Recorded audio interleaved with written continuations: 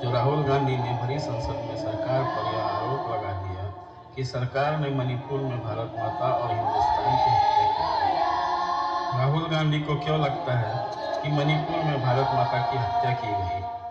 तो चलिए वीडियो के अगले भाग में यह जानने की कोशिश करते हैं। एक विशाल राष्ट्र के हृदय में जहां पहाड़ आकाश को छूते हैं और नदियां हवा के साथ अटखेलियां करती है, एक सवाल उठता है जो समय के साथ गूंज रहा है। भारत माता कौन है जिनकी जीत की आप कामना करते हैं? ये शक्तिशाली शब्द किसी और के नहीं बल्कि एक दूरदर्शी, एक स्वतंत्रता सेनानी और भारत के प्रथम प्रधानमंत्री जवाहरलाल नेहरू ने कहे। सन 1936 में एक सार्वजनिक सभा में नेहरू जी ने पूछा और फिर उपस्थित जन समुदाय को समझाया कि पहाड़ और नदियां, जंगल और खेत निश्चित रूप से सभी को प्रिय थे, लेकिन अंततः जिनकी गिनती हुई वह भारत के लोग थे, जो विशाल भूमि पर फैले हुए थे। भारत माता मूल रूप से इन लाखों लोगों की जीत है और भारत माता की जीत इन लोगों की जीत है। आप लोग जो ये भारत माता की जय के नारे लगा रहे हैं, ये अच्छी बात है, पर आप ये भी जानते हैं कि इन नारों का मतलब क्या है? कौन है भारत माता? किसकी जीत चाहते हैं आप सब? बताइए, मैं भी जानना चाहता हूं। अच्छा, तुम बताओ, कौन है भारत माता? बोलो बोलो। अच्छा, तुम बताओ, कौन है भारत माता?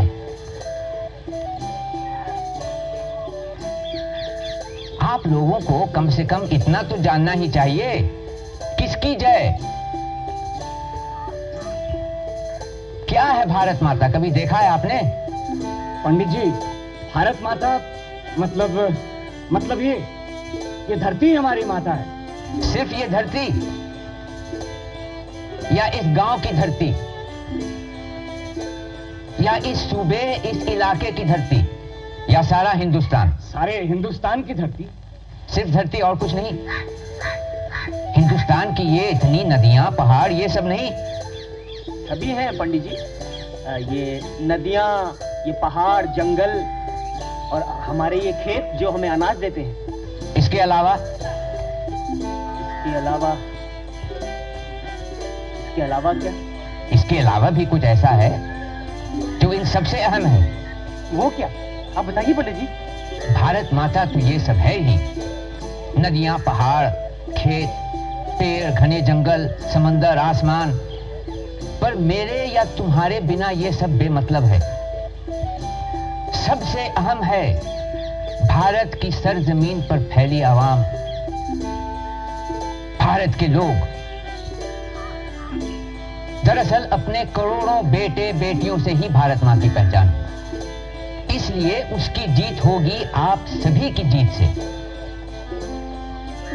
यानी कि देखा जाए तो आप सभी अपने आप में भारत माता हैं। बाजारों और गलियों के बीच, हलचल के बीच भारत माता की दिल की धड़कन रहती है। उसकी जीत सिर्फ लड़ाई जीतने या झंडे फहराने के बारे में नहीं है, यह हर उस आत्मा के उत्थान के बारे में है जो उसे अपना घर बुलाती है। ये वो हाथ है जो कल का निर्माण करते हैं। ये वह हाथ है जो पोषण और निर्माण करते हैं, जो अंततः भारत माता की विजय का प्रतीक है। कड़ी मेहनत और समर्पण के धागों से बुनी हुई विजय। आकाश को छूने वाली ऊंची चोटियों से लेकर पत्थर पर कहानियां उकेरने वाली शांत नदियों तक, भारत माता अपनी कथा को भूमि के कैनवस पर चित्रित करती है। एक कथा जो लचीलापन, एकता और अपने लोगों की अमर भावनाओं का जश्न मनाती है। भारत माता की जीत इस महान भूमि के प्रत्येक बेटे और बेटी की जीत है। यदि कोई एक व्यक्ति या समुदाय भारत माता पर स्वामित्व का दावा कर सकता है तो वह बंकिम चंद्र चटर्जी, अवनींद्रनाथ टैगोर और बंगाली है। यह नाम सिर्फ अतीत का एक हिस्सा नहीं है, वे एक ऐसी दृष्टि के निर्माता है जो समय से परे। किरण चंद्र बैनर्जी ने एक नाटक लिखा था जिसका टाइटल था भारत माता। इस नाटक का प्रदर्शन सन 1873 में किया गया था। यही से भारत माता की जय इस नारे की शुरुआत के बारे में जानकारी मिलती है। बाद में बिपिन चंद्र पाल ने इसे एक विस्तृत रूप दिया। यह बंकिम चंद्र चटर्जी ही थे जिन्होंने अपनी काव्य कृति आनंद मठ के माध्यम से भारत माता में प्राण फूके। आनंद मठ के छंदों में भारत माता की काव्यात्मक आत्मा ने आकार लिया। बंकिम चंद्र चटर्जी ने उनके सार में जीवन फूंक दिया। ऐसे छंद रचे जिन्होंने कई लोगों के दिल में देशभक्ति की ज्वाला प्रज्वलित कर दी। और फिर जैसे ही छंद गूंजने लगे, एक प्रतिभाशाली कलाकार अवनींद्रनाथ टैगोर आगे बढ़े और अपने ब्रश की कलाकारी से उन्होंने भारत माता को एक ऐसा चेहरा दिया जो इतिहास में हमेशा के लिए अंकित हो गया। फिनिक्स के उभरने की तरह भारत माता ने अवनींद्रनाथ के चित्रकारी के माध्यम से अपने अवतार को पाया। मुक्ति की देवी, एकता का प्रतीक, अपने बच्चों को गले लगाने की प्रतीक्षा कर रही थी। लेकिन यात्रा यही समाप्त नहीं हुई। स्वामी विवेकानंद की शिष्य सिस्टर निवेदिता ही थी जिन्होंने इस मशाल को आगे बढ़ाया और इस दृष्टिकोण को दूर दूर तक फैलाया। उन्होंने भारत माता के सार को सुदूर तटों तक पहुंचाया। उन्होंने मातृभूमि की अवधारणा को सीमाओं से परे फैलाते हुए राष्ट्रवाद की भावना का समर्थन किया। इतिहास में एक महत्वपूर्ण क्षण के दौरान कहानी में मोड़ आता है। सन 1905 में अंग्रेजों ने बंगाल को विभाजित करने का प्रयास किया। यह वह समय था जब मातृभूमि की एकता को सबसे गंभीर चुनौती का सामना करना पड़ा था। टैगोर परिवार प्रतिरोध के अगवा के रूप में उभरा, जिसमें रविंद्रनाथ टैगोर के छंदों ने राष्ट्रवाद की अग्नि प्रज्वलित की और उनके भतीजे अवनींद्रनाथ टैगोर ने भारत माता को अमर बना दिया। अवनींद्रनाथ टैगोर की भारत माता की 4 भुजाएं हैं। एक में पुस्तक है, दूसरे में माला है, तीसरे में चावल का ढेर है और चौथे में सफेद कपड़ा है। इसका अर्थ शिक्षा, दीक्षा, अन्न और वस्त्र, जो सभी के लिए शिक्षा, आध्यात्मिकता, भोजन और वस्त्र का प्रतीक था और जो 1876 के बंगाल के अकाल से प्रेरित था। इस चित्रण का उद्देश्य उनके तपस्वी वेश, शांतिपूर्ण पहलू और रुद्राक्ष माला से सभी भारतीयों के बीच एक राष्ट्रवादी भावना पैदा करना था। वास्तव में यह आरएसएस की भारत माता के बिल्कुल विपरीत है, जो कमल और त्रिशूल धारण करती है। कमल और त्रिशूल से अलंकारित आरएसएस की भारत माता विशिष्ट निष्ठा का प्रतीक है।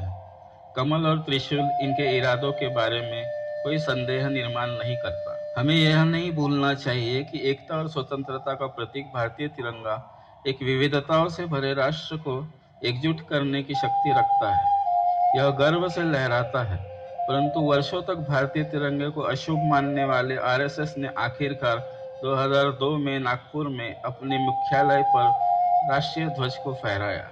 आज हम एक विचारधारा के जटिल परतों का विश्लेषण करेंगे, जिसने विवादों को जन्म दिया, मूल्यों पर सवाल उठाए और भावनाओं को भड़काया है। सत्यान्वेषण की इस यात्रा में आपका स्वागत है। स्वतंत्रता की पूर्व संध्या पर एक विवादास्पद संगठन के मुखपत्र ऑर्गेनाइजर द्वारा प्रकाशित एक लेख में भारतीय ध्वज को अशुभ करार दिया गया था, क्योंकि इसमें 3 रंगों का समावेश था। यह भारत के एक पवित्र प्रतीक पर सवाल उठाने का एक साहसिक प्रयास था। अंक 3 त्रिगुण सद्भाव का प्रतीक है, जो हिंदू आध्यात्मिकता के गलियारों में गूंजता है। ब्रह्मा, विष्णु और महेश से लेकर शुभ त्रिशूल तक हमारी भूमि पवित्र त्रय के सार से सांस लेती है। शुभ और अशुभ की अवधारणा ही प्रतीकवाद के दायरे में घूमती है, जहाँ संख्याएं रहस्य और अर्थ रखती है। ओम ब्रह्मांड की सर्वोत्तम ध्वनि 3 के दायरे में रहती है, एक संख्या जो त्रिदेव, त्रिविक्रम और त्रिकर्ण जैसी अवधारणा को गले लगाती है। त्रिशूल शक्ति और दैवीय सुरक्षा का प्रतीक है।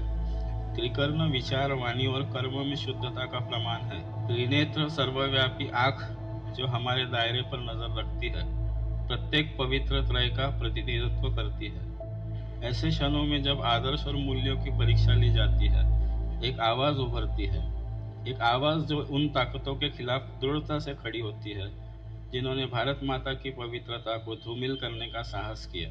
भारत माता को किसी भी उल्लंघन, किसी भी विकृति से बचाने की कसम खाते हुए राहुल गांधी की अटल आवाज पूरे परिदृश्य में गूंजती है। राहुल गांधी दृढ़ विश्वास के पथ प्रदर्शक के रूप में खड़े हैं और इस बात पर जोर देते हैं कि भारत माता हमारे राष्ट्र के अवतार का उन सभी देश विरोधी ताकतों से बचाव किया जाना चाहिए जो उसका उल्लंघन करने का साहस करते हैं। परंतु इन विवादों की धाराओं के बीच हमें याद रखना चाहिए कि तिरंगा, हमारा झंडा, एकता के प्रतीक के रूप में खड़ा है। इसके केसरिया, सफेद और हरे धागे आपस में जुड़कर एक ऐसी कहानी बनाते हैं जो हमारी विविधता और अनेकताओं में भी एकजुट राष्ट्र के दिल की बात करती है। दो विचारधाराएं, एक भारत और दूसरा आरएसएस, एक भूल भुलैया के उन रास्तों की तरह है जो एक दूसरे को आपस में पार तो करते हैं परंतु वास्तव में कभी एक दूसरे में विलय नहीं हो सकते। स्मरण रहे कि भले ही आरएसएस कितने भी दावे करे परंतु वह कभी भी भारत की विविधताओं में भी एकता के मूल्यों को आत्मसात नहीं कर सकता है। इस राष्ट्र की यही विशेषता है कि कलह की स्थिति में एकता अपना पांव जमा लेती है। इस विशाल राष्ट्र में विविध पृष्ठभूमि और मान्यताओं के लोग विभाजनकारी भाषणों से ऊपर उठकर एकता की भावना को अपनाते हैं। वास्तव में भारत माता का यही सार है। भारत माता की सुंदरता सिर्फ उनके प्रतीकों में नहीं है बल्कि उस भूमि में भी है जहाँ वह बसती है। एक ऐसी भूमि जिसने अनगिनत पीढ़ियों का पालन पोषण किया है, जिनमें से प्रत्येक ने समय के पटल पर एक अमिट छाप छोड़ी है।